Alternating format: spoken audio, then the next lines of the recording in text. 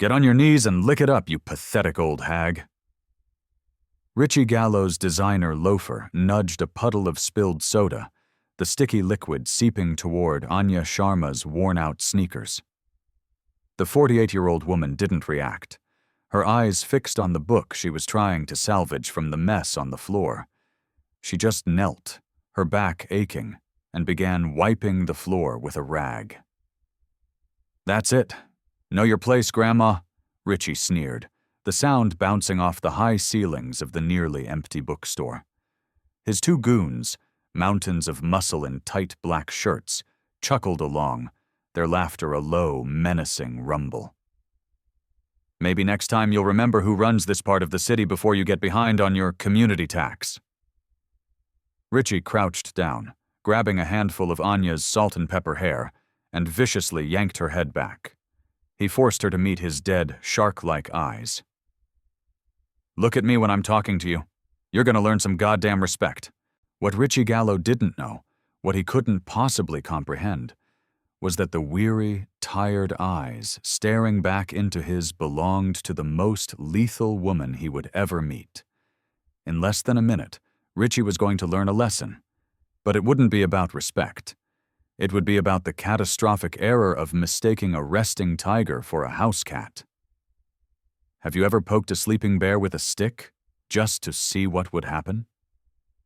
What do you think happens when a predator, so used to being the hunter, suddenly finds himself locked in a cage with something far, far deadlier? Before we even get into the brutal fallout of this moment, do me a favor. Hit that like button and subscribe, because you are not going to want to miss a single second of the carnage that's about to unfold. Anya Sharma had been the proprietor of The Daily Grind, a bookstore and coffee shop in a forgotten corner of Baltimore, for 11 months. Every single day felt like trying to plug a sinking ship with chewing gum. The shop was her desperate attempt at a normal life, wedged between a boarded-up laundromat and a check-cashing place with iron bars on the windows. The place smelled of old paper, bitter coffee, and quiet desperation.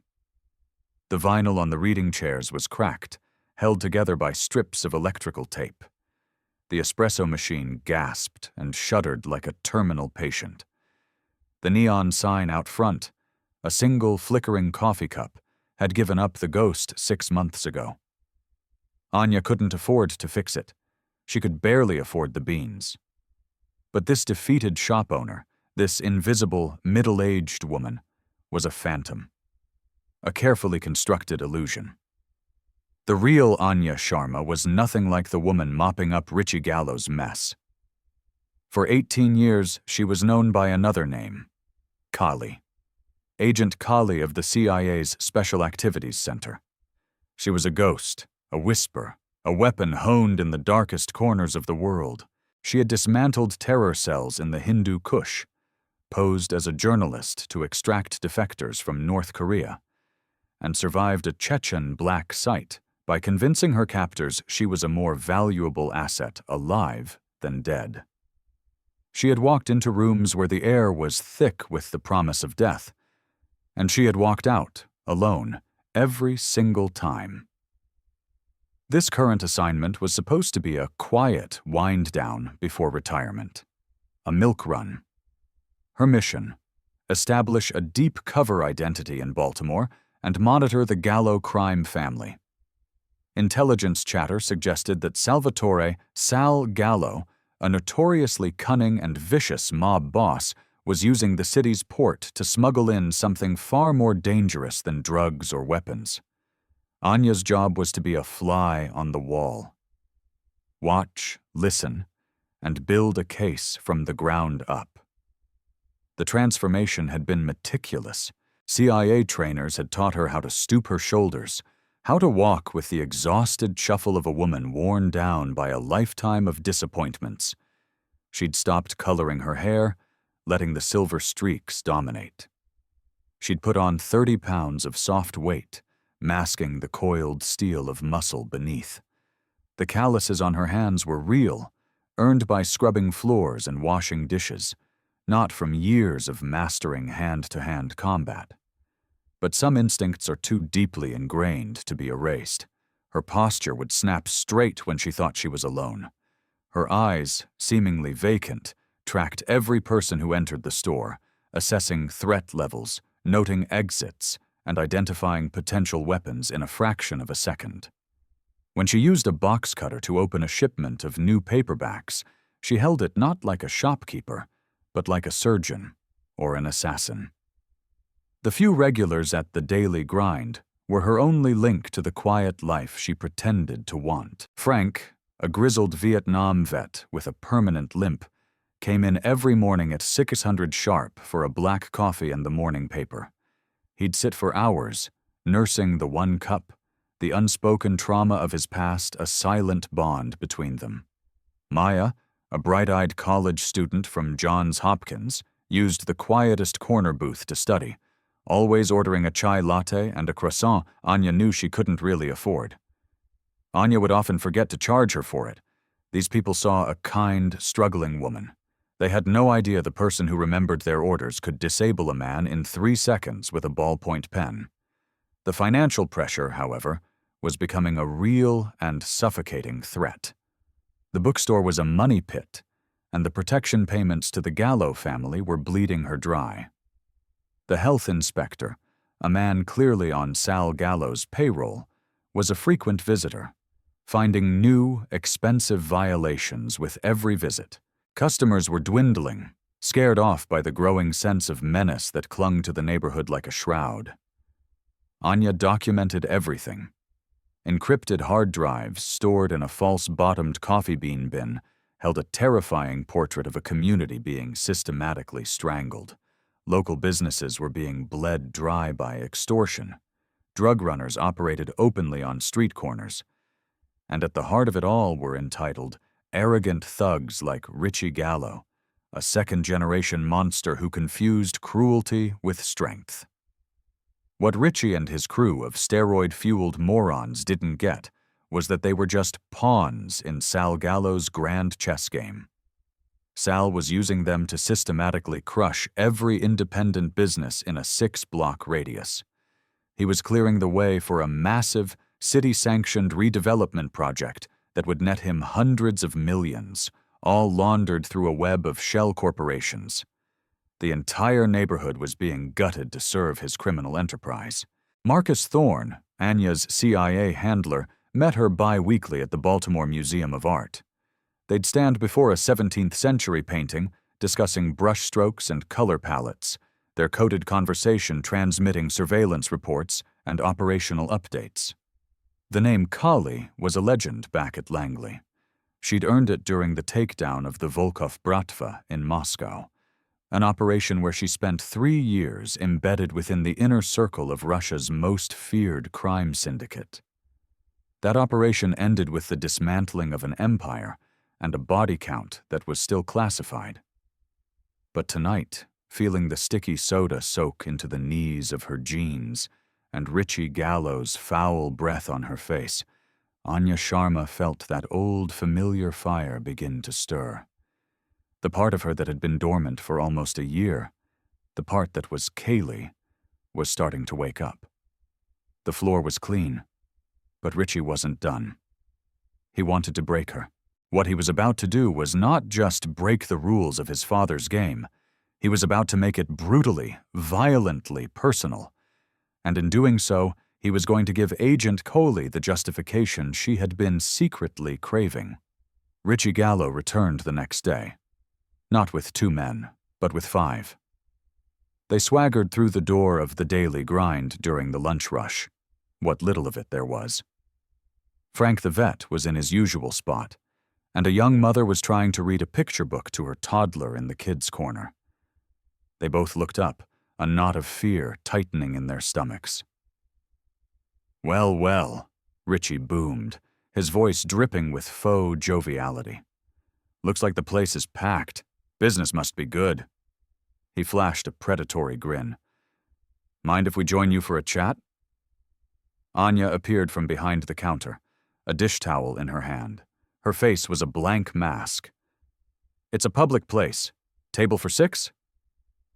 Richie's laugh was like shattering glass. "Oh, we're not here to drink your burnt coffee, sweetheart.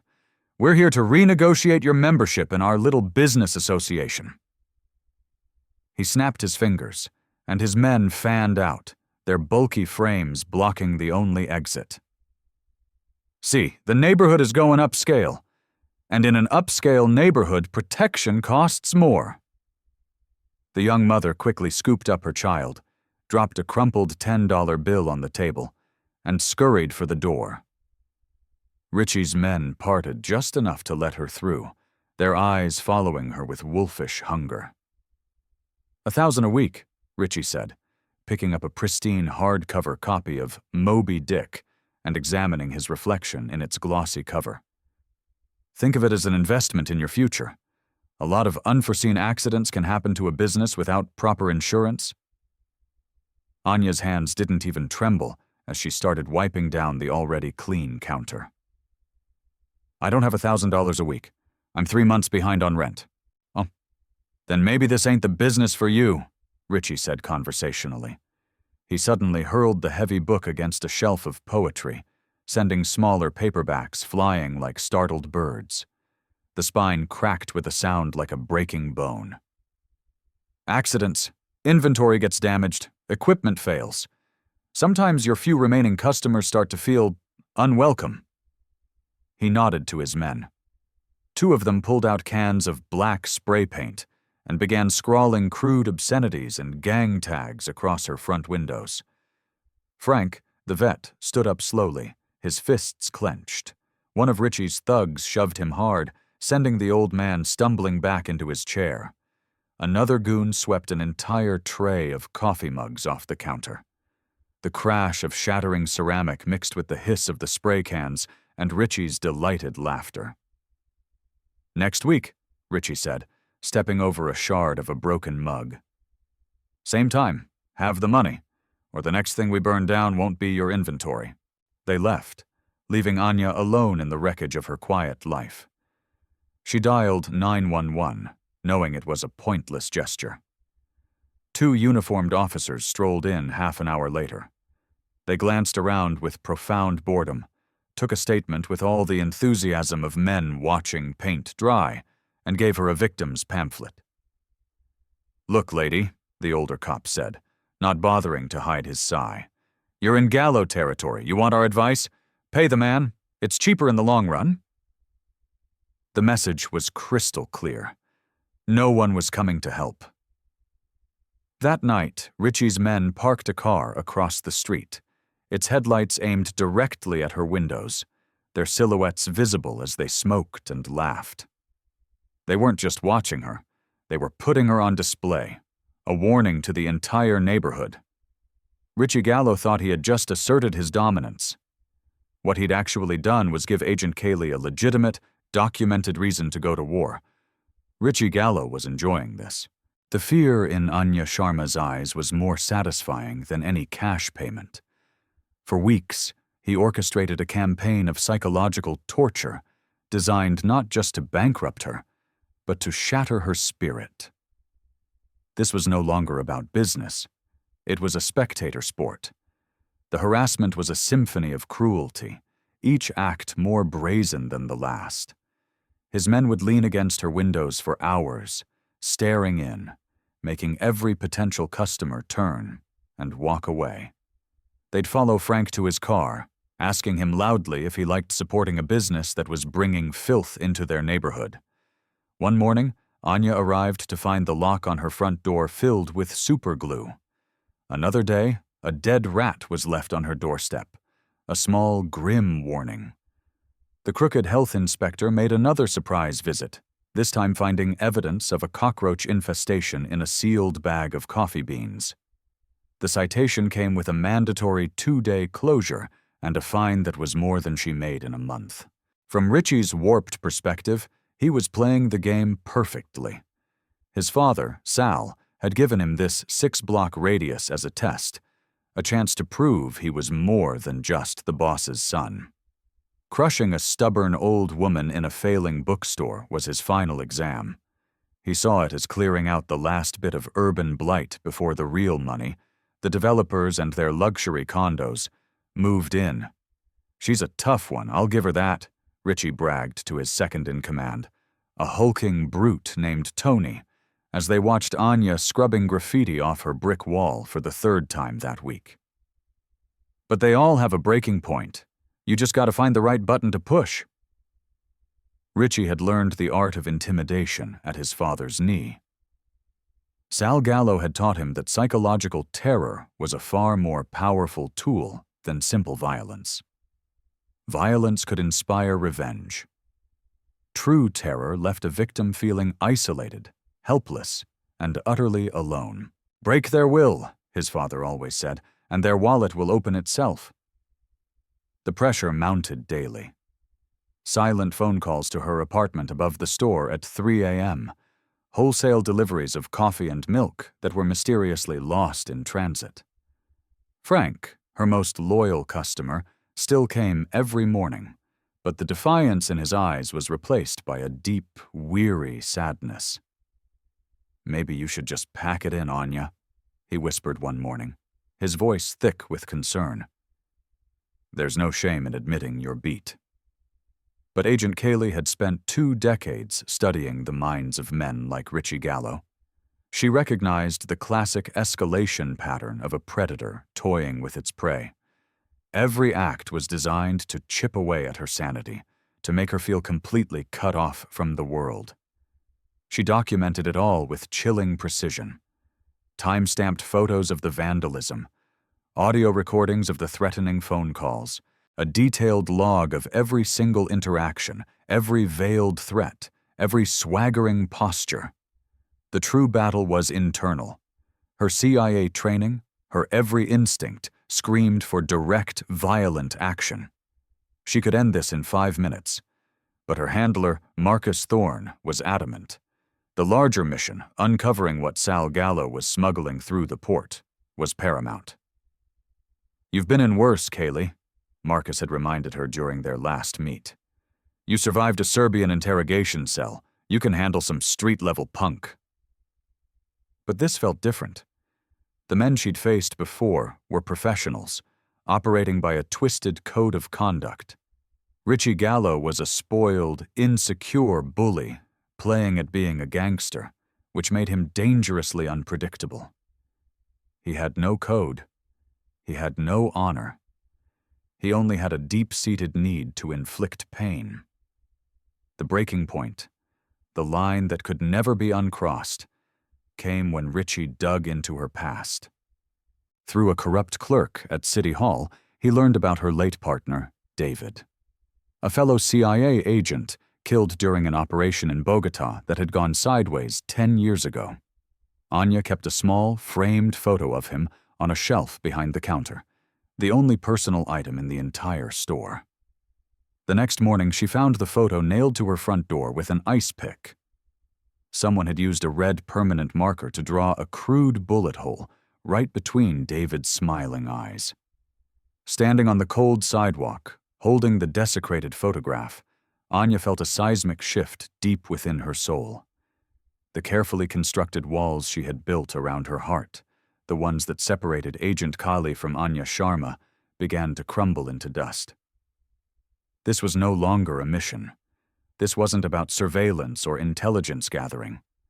Richie Gallo had just declared a personal war, and he had aimed his first shot at the one thing she held sacred.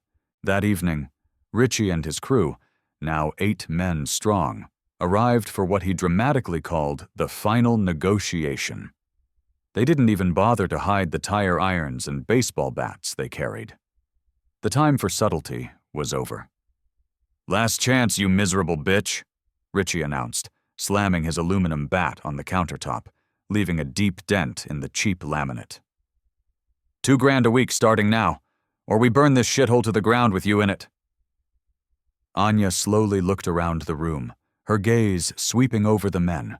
Her mind, a highly trained tactical computer, was instantly cataloging their positions, their weapons, their stances. For the first time in 11 months, she let herself see them not as a terrified shopkeeper, but as Agent Cayley would see them. Ill-trained, overconfident, amateur thugs who had just threatened the wrong woman. Richie Gallo thought he was delivering the killing blow to a broken-down old lady. He had no idea he was staring into the eyes of a weapon the United States government had spent millions of dollars to perfect.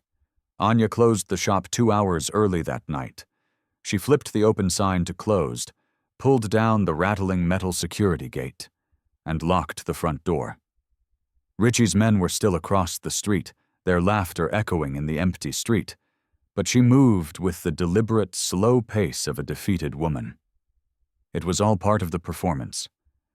Once inside her small apartment upstairs, the transformation was instantaneous. The defeated slump of her shoulders vanished, replaced by the ramrod straight posture of a trained operative. Her tired shuffle became a silent, purposeful stride. She went to her bedroom closet, pushed aside the few drab clothes she owned, and pressed a section of the back wall. A hidden panel clicked open. Inside was a collection of equipment that no struggling bookstore owner should ever possess: an encrypted satellite phone, miniature high-resolution cameras, sophisticated audio bugs, and a tablet containing the complete psychological workups of every major player in the Baltimore underworld. And on top, a thick digital file labeled Gallo Richard Ritchie. M. His profile was a pathetic cliché, a trust fund parasite who had squandered every opportunity given to him. He was desperate for the approval of his powerful father, a man who saw him as little more than a useful, if blunt, instrument. But within the profile were his weaknesses, the psychological triggers Anya could exploit. A raging inferiority complex, a pathological need to be seen as a tough guy, and, most importantly, a complete inability to recognize when he was out of his depth. He couldn't back down from a challenge, especially from a woman. It was a fatal flaw. Anya began to formulate a new plan, one that went far beyond her original mission parameters. This was no longer just about intelligence gathering for the CIA. This was about justice and retribution. She couldn't expose her cover, not yet. But she could manipulate Ritchie into destroying himself. The strategy was classic psychological warfare, a tactic she'd used to turn warlords against each other in Afghanistan. Make the enemy believe he's winning, right up until the moment the trap springs shut. She spent the next hour rigging the bookstore. Micro cameras, no bigger than a screw head, were placed in the light fixtures and inside the spines of thick books on the shelves. Tiny audio recorders were slipped into the sugar dispenser and the napkin holder on the main counter. By tomorrow night, every word Ritchie spoke, every threat he made, would be captured in pristine, evidence-grade quality. But Anya's greatest asset was something Ritchie, in his arrogance, couldn't see. The community, beaten down as it was not broken.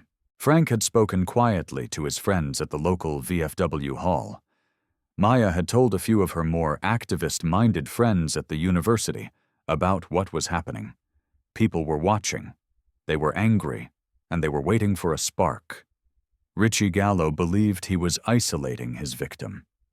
He was about to find out that he had inadvertently started a rebellion. Tomorrow night's final negotiation would indeed be final. Just not in the way he could ever have imagined. What do you think is going through Anya's head right now? Is it cold, calculated revenge, or is there something more? Let me know your thoughts in the comments below. And stick with me, because the fireworks are about to begin. Richie Gallo arrived at 9 p.m. sharp, his crew of 6 thugs in tow. They carried their bats and tire irons openly now, like Roman legionnaires marching into conquered territory. They were too high on their own power to notice the subtle changes on the street. Curtains were twitching in the apartments above the other shops. Across the street, in the shadows of a bus stop, Frank stood with 2 of his buddies from the VFW, his smartphone held steady, already recording. He was positioned perfectly, with a clear line of sight through the bookstore's front window, just as Anya had quietly suggested he might want to be during his coffee visit that morning. Richie kicked the front door open, letting it bang against the wall. The sound echoed like a gunshot in the silent store. "Decision time, sweetheart," he bellowed, his voice bouncing off the shelves. $2,000 a week or we redecorate this place with fire." Anya stood behind the counter. Her entire body screamed surrender. Her shoulders were slumped, her head was bowed, and her hands were trembling as she nervously polished the same spot on the counter again and again. "Please," she whispered, her voice so soft it was barely a croak. "I told you, I don't have that kind of money. Can't we just talk about this?" "Talk about this?" Richie's laugh was a venomous cackle. "The time for talking is over, lady. Now it's time to pay." He gestured with his bat, and his men spread out, a practiced maneuver designed to intimidate and control the space. "Maybe we just break one of her arms," Tony, his lieutenant, suggested with a grin, flexing his thick fingers. "You know, as a down payment." Richie shook his head, savoring the moment, playing to his audience of thugs. "Nah, this one needs to be made an example of. She needs a lesson that lasts forever." He took a step closer to Anya, leaning over the counter until she could smell the stale beer and cigarettes on his breath. "You know what we do to people who disrespect my family?" Outside, Frank adjusted his phone, zooming in slightly, ensuring the microphone would pick up every word. More figures had joined him in the shadows, neighbors drawn by the unfolding drama at the heart of their community. "I'm gonna lock you in here," Richie hissed, his voice dropping to a conspiratorial whisper. "And I'm gonna burn this whole damn building to the ground. Then maybe the rest of these cockroaches will understand what happens when they don't show me the proper respect." That was it. The magic words. Richie Gallo had just confessed his intent to commit murder. On camera, in front of witnesses, with CIA-grade audio equipment recording his every syllable. Anya Sharma, the bookstore owner, had everything she needed for a life sentence. But Richie had also crossed a far more dangerous line. He had just presented an imminent, credible, deadly threat. And Agent Cayley had 18 years of muscle memory dedicated to a single purpose: neutralizing imminent, deadly threats. The trembling in Anya's hands stopped. The slump in her shoulders vanished as her spine snapped ramrod straight. She lifted her head, and the tired, defeated eyes were gone. In their place was something ancient and predatory, a look of such cold, lethal focus that Richie's smug grin faltered. "Wrong answer, Richie," she said, her voice calm and clear. Richie's brain struggled to catch up. The terrified woman he'd been tormenting for weeks had been replaced by something else. "What did you just—" He never finished the sentence. Anya's left hand shot out, grabbing the heavy ceramic coffee pot from its warmer. In one fluid motion, she flung its scalding contents directly into Richie's face. He shrieked, a high-pitched, inhuman sound of agony, stumbling backward and clawing at his blistering skin. Before his knees even hit the floor, Anya was in motion.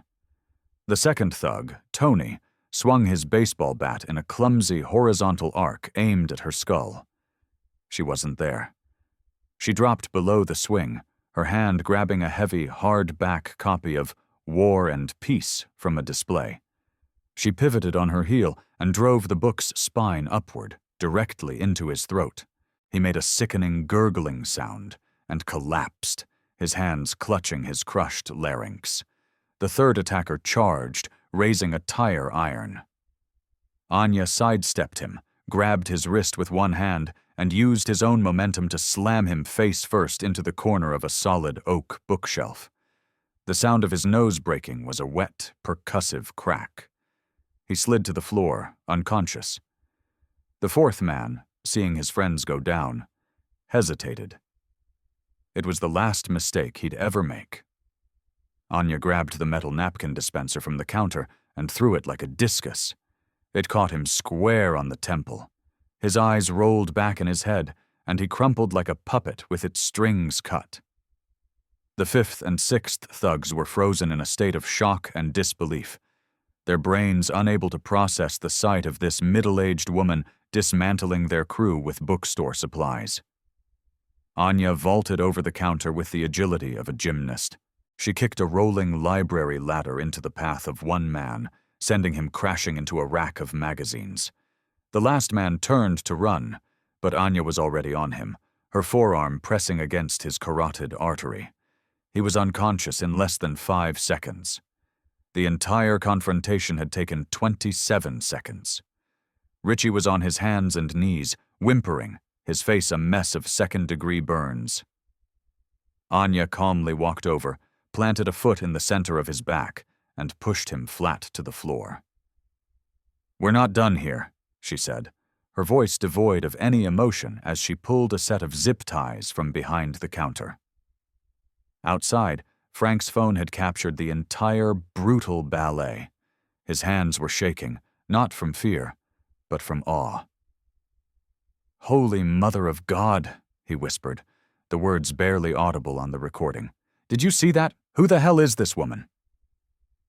The small crowd of neighbors was now pressed against the glass, their own phones out, recording the aftermath. Within minutes, multiple videos of the fight were hitting social media, captioned with things like, "Bookstore lady goes John Wick on local gang." Anya pulled out her own phone and dialed 911, her voice as steady as if she were ordering a pizza. "This is Anya Sharma at the Daily Grind, 112 West Miller Street. I require police and ambulance services. I've been the victim of an armed assault by 6 individuals.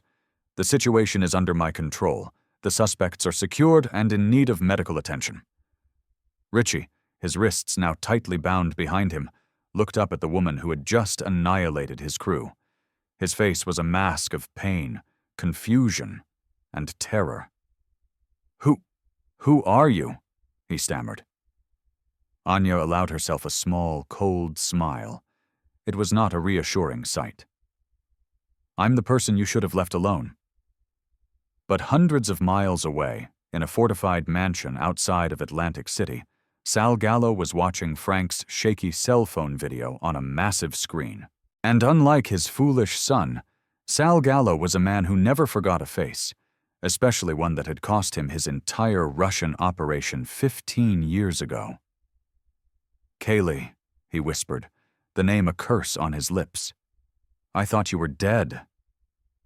Sal Gallo watched the video of the bookstore fight for the 10th time, his knuckles white as he gripped the arms of his leather chair. At 65, he'd built a criminal empire on 2 pillars, brutal efficiency and a memory that never failed him. And the woman on the screen, the way she moved, the economy of violence, the utter lack of hesitation, he knew that woman.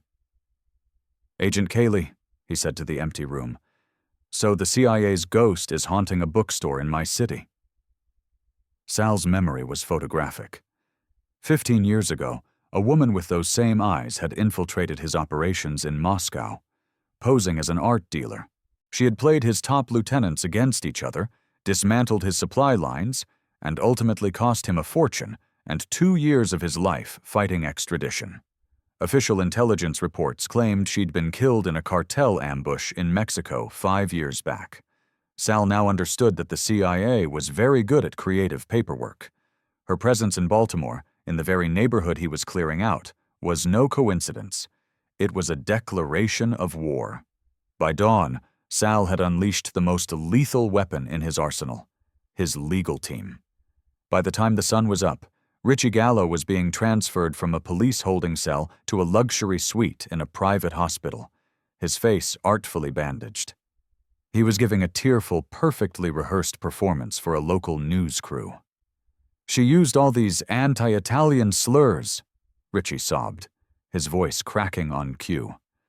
"She said she was going to teach a stupid Guido a lesson he'd never forget. We were just trying to talk to her, and she just went insane." The narrative was brilliant in its simplicity. It twisted just enough of the truth to be utterly believable. Yes, Richie and his men were in the store. Yes, Anya had attacked them with extreme prejudice. And the medical reports on his crew, a crushed larynx, a fractured skull, a shattered kneecap, painted a picture of shocking brutality. In the politically charged climate of modern America, a claim of a racially motivated hate crime was media gold. Richie's lawyer, a slick $1,000-an-hour shark paid for by Sal, held a press conference on the hospital steps. My client and his friends, all respected members of a local Italian-American business association, were the victims of a vicious, unprovoked, and racially charged assault, he declared to a bank of cameras. 6 young men have been hospitalized, some with life-altering injuries, because one woman decided to answer a business dispute with savage violence. Not. The cell phone video that had made Anya a viral hero just hours before was suddenly recontextualized. Social media, a notoriously fickle beast, began to turn. The hashtag Chos Bookstore Badass was overtaken by Forstjosker Bookstore Butcher. Commentators and online trolls debated whether her response was self-defense or a disproportionate hateful rampage. Cable news channels, smelling blood in the water, descended on the story. Vigilante justice or hate crime, screamed the Chirons.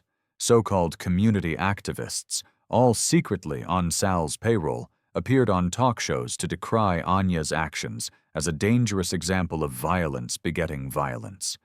The shift was devastatingly swift. Protesters, holding professionally printed signs that read, "Justice for Richie" and "Stop the Hate," appeared outside the daily grind, which was now cordoned off with police tape. News crews shoved microphones in the faces of neighbors who, intimidated by Gallo's reputation, suddenly recalled Anya as being standoffish and having an angry energy. Worst of all, the CIA was forced to abandon her. Marcus Thorne met Anya in a secure location, his face grim. Sal Gallo has a federal judge on his payroll. They're fast-tracking charges. Aggravated assault, maybe even attempted murder. We can't step in without compromising the entire investigation into the port. What about my recordings? Anya demanded. Richie threatened to burn me alive. I have it on crystal-clear audio. Inadmissible, Thorne countered, his voice tight with frustration. You're a civilian. It would be thrown out as an illegal wiretap. Any half-decent lawyer, and Sal has the best, would shred it. He paused, the weight of his next words heavy in the air. Langley is classifying this as a compromised operation. They're preparing an extraction protocol. New identity, new city. It's over, Kelly. Extraction. The word felt like a surrender. It meant abandoning Frank and Maya and the other neighbors who had stood with her. Frank still stood across the street, a silent, one-man counter-protest against the crowd chanting for her arrest.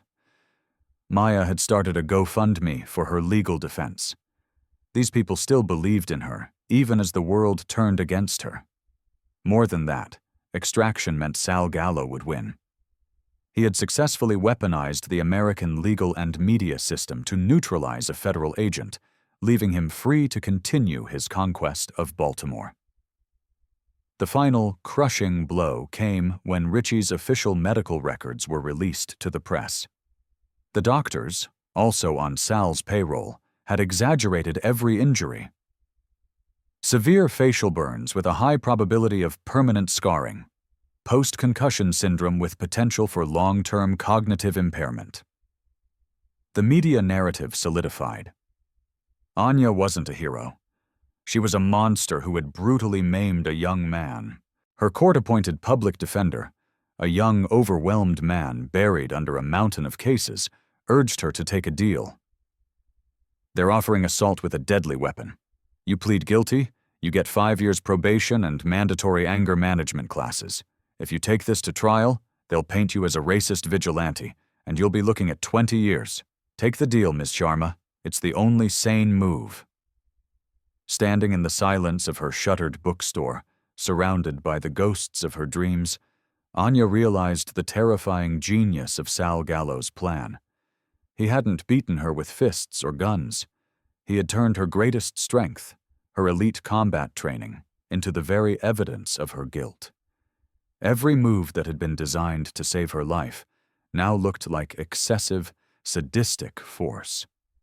Outside, the protesters lit candles, holding a vigil for the victims of her violent outburst. Inside, Agent Kaylee sat alone in the dark, a ghost trapped in a machine she couldn't fight. For 18 years, her country had trained her to fight terrorists, cartels, and rogue states. But they had never trained her for this. They had never taught her how to fight an enemy who wielded public opinion like a weapon. But Sal Gallo, in his arrogance, had made one critical miscalculation. He was so focused on destroying Anya Sharma, the bookstore owner, that he forgot he was still dealing with Kali, a master of asymmetric warfare. And tomorrow morning, she was going to remind him what that meant. Anya Sharma made a call that would either be the final nail in her coffin or the masterstroke of her career.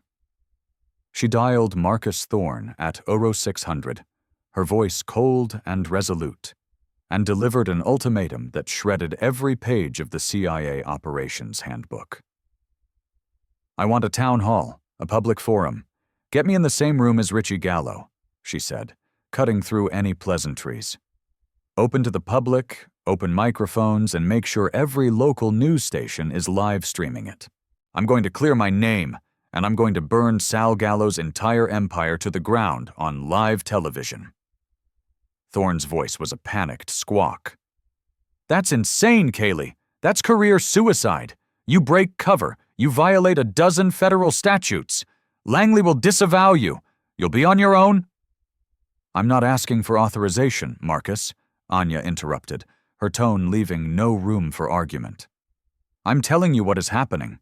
You can either provide covert support, or you can prepare to explain to a congressional oversight committee why you allowed the most significant organized crime operation on the East Coast to slip through your fingers because you were scared of bad press." The silence on the other end of the line was deafening. Finally, Thorne spoke, his voice a resigned sigh. "What do you need?" By noon the next day, the main auditorium at the Baltimore City Community Center was a powder keg. News cameras lined the back wall. The folding chairs were a sea of divided loyalties.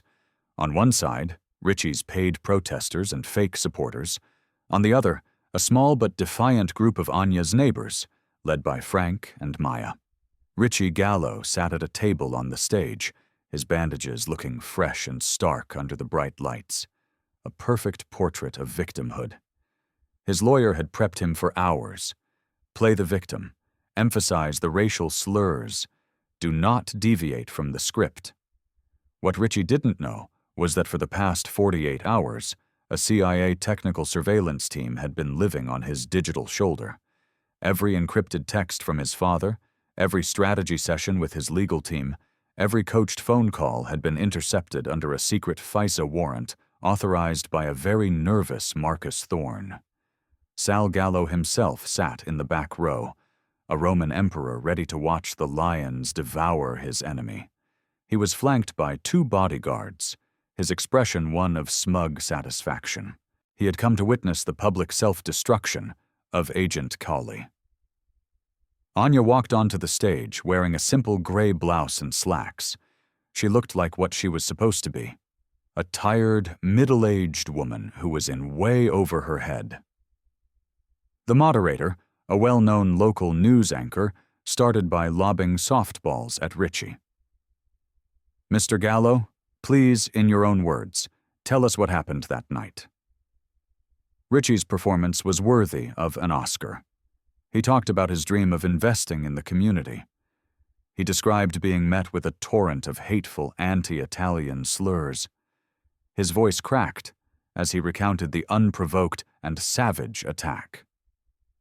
"She had this look of pure evil in her eyes," Richie said, dabbing a tear from behind his bandages.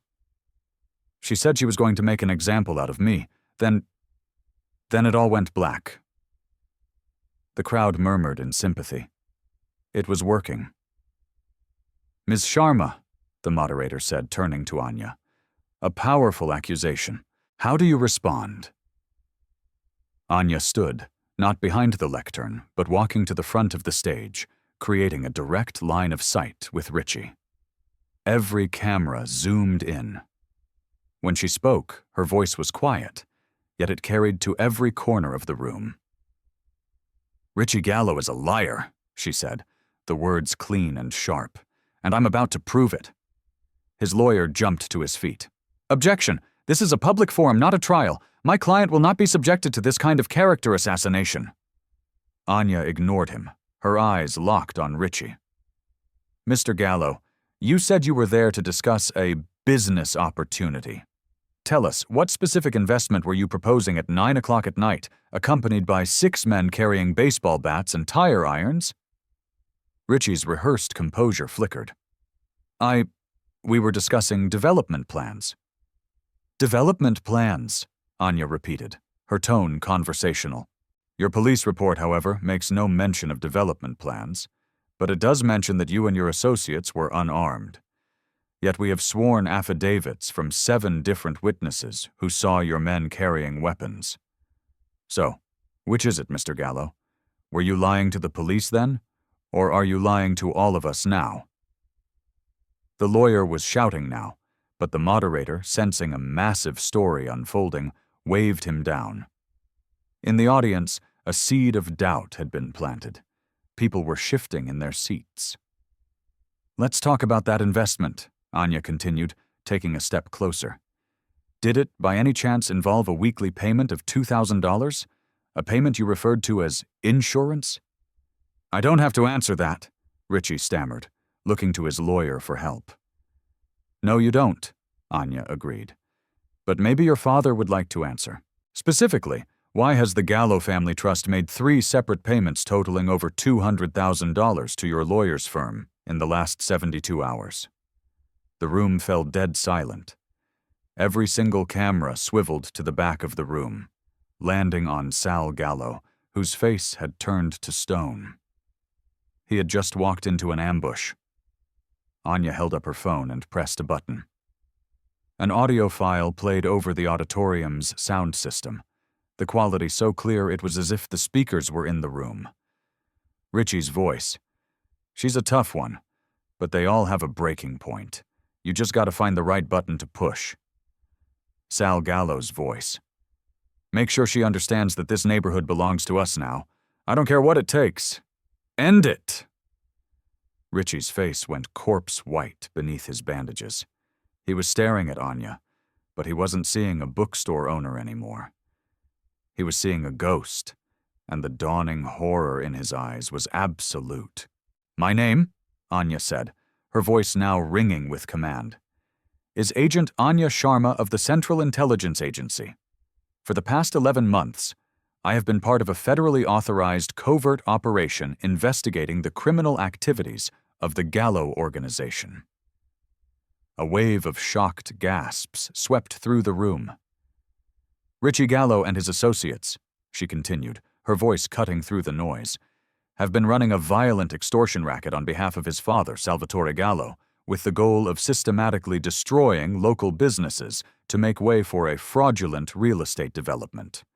The narrative of a hate crime was a lie, orchestrated by Sal Gallo himself to discredit a federal investigation." On cue, a dozen men and women in dark suits rose from their seats in the audience. They were FBI agents, brought in by Thorne to provide tactical support. They moved calmly and professionally toward Sal Gallo and his bodyguards. Richie sat paralyzed, watching his entire world crumble on live television. "The night of the incident," Anya's voice boomed, "Mr. Gallo threatened to burn me alive inside my store. That threat, along with every other crime he has committed, has been recorded. And it will be used to send him and his father to federal prison for the rest of their natural lives."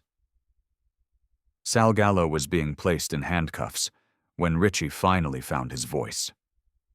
"You're CIA?" he whispered, the microphone picking up the sound. Anya looked at him, the last vestiges of the meek bookstore owner gone forever. She gave him that same cold, terrifying smile from the night of the fight. "Someone you should have left alone." The room, which had been filled with his paid supporters just minutes before, erupted in a thunderous, spontaneous ovation. But Richie Gallo could only stare at the woman who had just publicly executed his family's legacy. Finally, and fatally, understanding that he had spent months trying to bully one of the most dangerous women on the planet. Sal Gallo's escape was as audacious as it was predictable. A man with his level of influence didn't stay in a federal holding cell for long. The armored transport van was T-boned by a garbage truck, a perfectly timed and executed ambush. By the time the dust settled, Sal was gone. When the call came, Anya knew this was the only way it could end. He wasn't after her. He was after a symbol. He had taken Maya, the bright-eyed college student, from her off-campus apartment. "The old shipyard, Pier 4, Sal's voice rasped over Maya's phone. "Come alone, Kaylee. No cops, no feds, or the girl gets a lesson in gravity from the top of a crane. You have 1 hour." Marcus Thorne stood in front of her, his face pale with dread. "Don't do this, Kaylee. This is suicide. We can't authorize a solo rescue. He's a cornered animal." "Then it's not an authorized mission," Anya replied, chambering around in her seg sour. "That girl is innocent. She's not part of the game. I am." The abandoned shipyard was a skeleton of rusted steel and decaying concrete on the edge of the Patapsco River. Broken windows on derelict warehouses stared out like vacant eyes. Anya moved through the main gate, her footsteps the only sound in the cathedral of decay. Sal stood on a catwalk 50 feet up, circling the base of a massive loading crane. He had Maya in a chokehold, a large revolver pressed against her head. She was sobbing, her face streaked with tears. 2 men stood at the base of the stairs leading up to the catwalk. They weren't street thugs like Richie's crew. These were professionals. Killers. "Agent Kaylee," Sal shouted, his voice echoing in the vast space. "You took everything from me. My son, my business, my name. Tonight I take something from you." "Let her go, Sal," Anya called back, her voice betraying no fear, even as her mind calculated angles and distances. "This is between us. This is about the arrogance of a government that sends ghosts to haunt honest businessmen," Sal screamed, his voice cracking with rage. "You people hide behind your badges and your secret laws, and you destroy lives." The first professional moved to flank her, but Anya had already mapped the terrain. Every rusted barrel, every stack of decaying pallets, every shadow was a piece of cover. She dove behind a massive engine block as a gunshot rang out, sparking off the metal inches from her head. She came up firing, 2 rounds, center mass. The first man dropped without a sound. The second was smarter, using the labyrinth of machinery to his advantage. What followed was a deadly game of cat and mouse in the shadows. But Anya wasn't just a shooter. She was a predator. She used the environment, ricocheting a shot off a steel plate to make him flinch, then closing the distance in the moment of distraction. The fight was short, silent, and brutal. Sal, watching from above, pressed the gun harder into Maya's temple. "Stay back. I swear to God I'll do it." "No, you won't, Sal," Anya said, stepping out into the open, her own weapon now lowered, "because then you lose your only piece of leverage." The next 5 minutes were a masterclass in psychological warfare. It was why she was Kaylee. She didn't raise her voice. She didn't plead.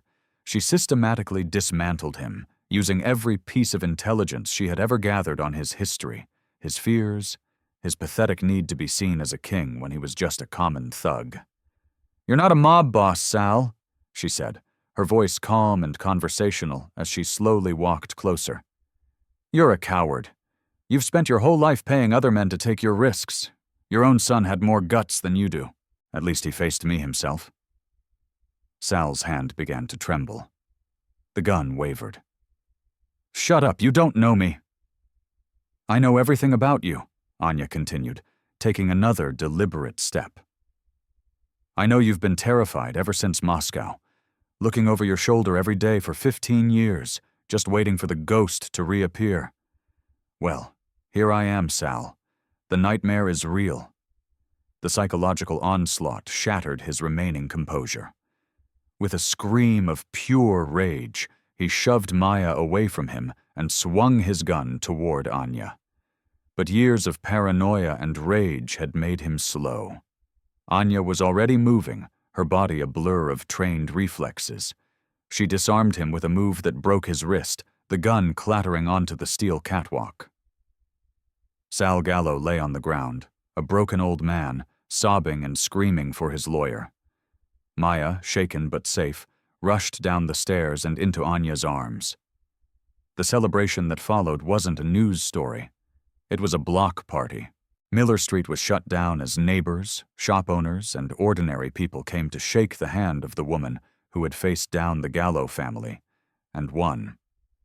Someone had hung a handmade banner over the door of the Daily Grind, home of Agent Kali. Richie Gallo, facing a lifetime in prison, did something no one expected. He cooperated fully, testifying against his father's entire network in exchange for a reduced sentence. Standing in court, he looked not at the judge, but at the community members he had terrorized. "I thought being strong meant making people fear you," he said, his voice quiet and heavy with shame. "Ms. Sharma taught me that real strength is making people feel safe." 3 months later, Anya Sharma submitted her official resignation to the Central Intelligence Agency. She stayed in Baltimore. The Daily Grind reopened, but it was now also home to the Baltimore Community Action Center, a nonprofit she funded herself, offering free legal aid, self-defense classes, and small business consulting for anyone being intimidated by organized crime. The Fundratog Stand Up Strong movement, born from Maya's GoFundMe page, had gone national, inspiring similar community-led movements in dozens of cities. But for Anya, the real victory was in the small things. It was Janet Morrison, the retired schoolteacher who now occupied the corner booth every day, organizing neighborhood watch meetings. It was Derek Morrison, who, after his release, volunteered at the center, sharing his story with at-risk kids. And it was Carlos Hernandez, who still arrived at 6 a.m. for his coffee, now with his daughter, who was learning martial arts from a former CIA operative. Sometimes, the greatest battles aren't fought in foreign war zones. They're fought on quiet streets, in small businesses, by ordinary people who find the courage to stand up. 6 months after Sal Gallo began his life sentence, the Daily Grind was the most famous coffee shop in Baltimore. Not for its coffee, which was still just average, but for what it represented. Hope. It was proof that one person, armed with courage and conviction, could face down a monster and win. The change in the neighborhood was palpable. Where fear once reigned, a sense of defiant community now flourished. Carlos Hernandez, the construction worker whose video had started it all, was now a foreman, a local hero who was helping to rebuild the very neighborhood the Gallos had tried to destroy. Derek Morrison's transformation was the most profound. He'd discovered a new kind of strength in his vulnerability, his talks to troubled teens becoming a powerful tool for change. "I spent my life trying to be my father," he told a documentary crew. "Agent Sharma taught me the importance of being a better man than him." The Tuktuk Stand Up Strong movement had become a force for actual policy change. Citing the Baltimore model, Congress passed new legislation protecting small businesses from racketeering and massively increased funding for community-level undercover operations. But the real victory was written on the faces of the people on Miller Street, in the children playing in the park after sunset, in the new businesses opening in the once boarded-up storefronts. The walls of the Daily Grind were now a mosaic of photographs sent from all over the country, stories of other communities, other heroes who had been inspired to fight back. Anya stood behind the same counter where Richie Gallo had threatened her life, pouring a cup of coffee for Frank. A local news crew was there for a follow-up story, a testament to the enduring power of her actions. She turned to their camera, her expression calm, her eyes holding the wisdom of 1,000 battles, both seen and unseen. "There are heroes everywhere," she said, her voice carrying a quiet power. "They aren't superheroes. They're your neighbors, your friends, the person who serves you coffee. They are people waiting for a reason to be brave." She gestured to the wall of photos. "The question is never about whether they exist. The only question is, when they decide to stand up, will you be brave enough to stand with them? Share this story if you believe that the courage of one can awaken the courage of many. Subscribe if you want to be reminded that there is still good in this world worth fighting for. And comment below with a time you saw an ordinary person do something extraordinary. Because bullies, whether they're on the playground or running a criminal empire, are counting on your silence. Never, ever give them that power." The camera lingered on her face, then panned to the bustling, vibrant community she had saved, and in turn, had been saved by. A community that had learned the most important lesson of all. Real strength isn't the power to destroy. It's the courage to protect.